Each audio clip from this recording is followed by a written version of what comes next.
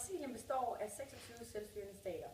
Den siddende præsident hedder Dilma Rousseff, og hun lægger især vægt på den makroøkonomiske stabilitet og vækst. Hun går ind for politisk kontinuitet, og hun ønsker at give økonomisk støtte til fattige familier for at bekæmpe sult, og hun forsøger at skabe billige boliger til arbejder og middelklassen. I forbindelse med, at Brasilien skulle holde VM i fodbold, så var der store konflikter, fordi at de ikke havde råd til at skaffe nok stadioner. De var nødt til at hæve penge fra skatteborgerne til at kunne bygge nye stadioner. Og det var der rigtig store protester ved, især fra den fattige befolkning, fordi de syntes, det var irrationelt at bruge pengene på nye stadioner, frem for at give penge til de fattige. Udenrigspolitisk vil man sige, at Brasilien de er idealistiske, fordi de ønsker at oprette et internationalt samarbejde, blandt andet i forhold til FN og G20. De ønsker en liberalisering af verdenshandlen, og dermed for at skabe en øget global interdependens. For eksempel har Brasilien et samarbejde med nabolandene etableret nogle af verdens største dæmninger og vandkraftanlæg. På grænsen til Paraguay ved floden Rio Parana, der ligger her, der ligger der et vandkraftanlæg, der hedder Itaipu, som er et af verdens største. Det udvinder rigtig stor energi til Brasilien. I forhold til olieproduktion, så har omverdenen for alvor fået øjnene op for Brasilien. Mere end 50 multinationale olieselskaber er begyndt at investere i Brasilien, og det har blandt andet Mærsk Oil, som er dansk, også gjort. Brasilien satser på udbygningsplaner af energiproduktion, og de satser på at bruge over 100 milliarder dollars de næste 10 år. Regeringen har et program til at fremme de vedvarende energikilder, som fokuserer på at fremme vandkraftanlæg, biomasse og vindenergi. Noget andet i Brasilien, de også har fremmet, det er deres økonomi. Brasilien, de er i øjeblikket Latinamerikas største økonomi, og Mexico, de ligger nummer 2, med kun 60% af Brasiliens økonomi, så der er forholdsvis stor forskel. Investeringsbanker forudsiger faktisk også, at Brasilien i 2050 er verdens 4. største økonomi. Og den her vækst i Brasilien, den har så gjort, at middelklassen den er vokset utrolig meget, fordi at folk de så selvfølgelig er gået fra fattigdommen og op i middelklassen. Og som vi så kan se her på den her graf over Brasiliens BNP per indbygger, så kan vi jo se, at deres BNP stiger. Der er jo vækst i Brasilien. Det gik knap så godt hernede i 80'erne. Det var Latinamerikas tabte parti grundet gældskrisen. Fra 03 til 8, her, der stiger deres økonomi meget på grund af, at de har stor succes med eksporten, hvor de sælger naturressourcer og industrielle produkter. Og faldet i 09, som her, skyldes selvfølgelig gældskrisen, mest på grund af, at de andre lande simpelthen bare ikke har penge til at købe fra Brasilien, så derfor så faldt deres eksport og også BNP.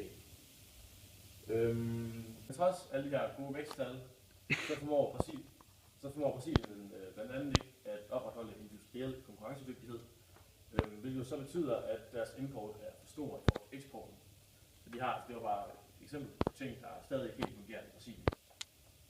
I 2012 der havde de underskud på 54 milliarder dollars på betalingsbanken, og siden da er det faktisk vokset.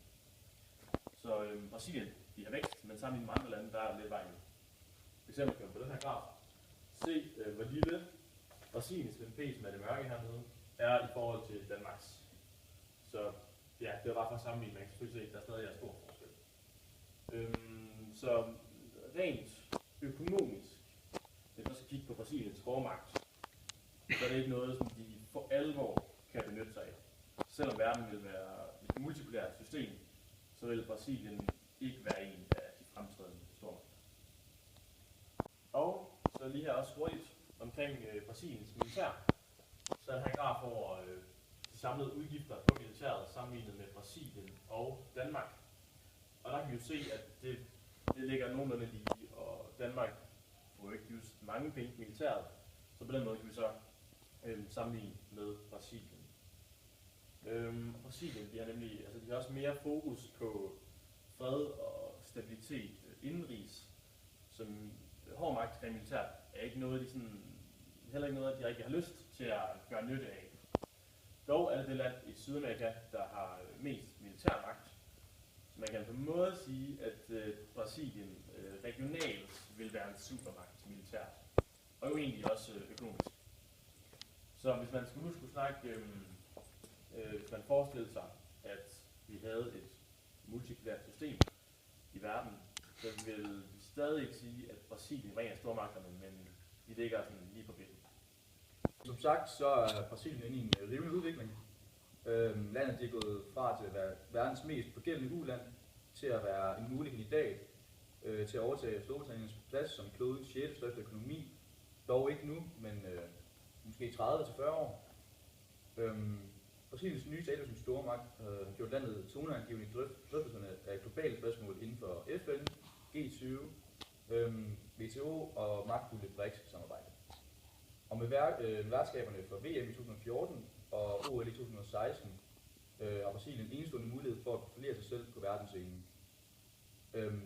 Men indadtil står Brasilien over for store udfordringer, som truer landets udvikling.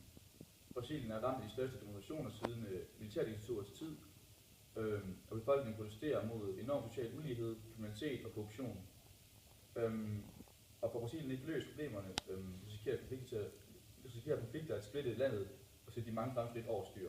30% af Brasiliens energi kommer fra vandkraft, og hele 80% af Brasiliens elproduktion i dag er baseret herpå. Størstedelen af deres energiressourcer består af olie, kul og gas, og Brasilien er mindre afhængige af importen af deres olie i forhold til før i tiden. I 70'erne var 90% af deres olie importeret.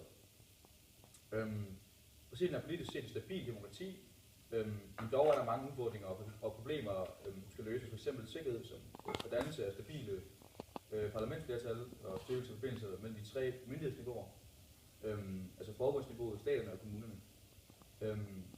Bekæmpelse af korruption og misbrug og offentlige finanser skal også forbedres, så er der forbedring af retsvæsenets og den offentlige forvaltningsfunktion, som anvendes i praksis af lovgivning om menneskerettighederne og bekæmpelse af vold. Og så med hensyn til EU, som er Brasiliens politiske samarbejdspartner, så er Brasilien og EU i gang med en længerevarende proces, som indeholder samarbejde med de 2 stater. EU er en af de mange stater, som er interesseret i Brasiliens sukkerrør, og blandt andet derfor valgt Brasilien som en af deres vigtigste samarbejdspartnere, da man nemlig gennem sukkerrør kan producere biobrændstof, som er et alternativ til benzin og diesel.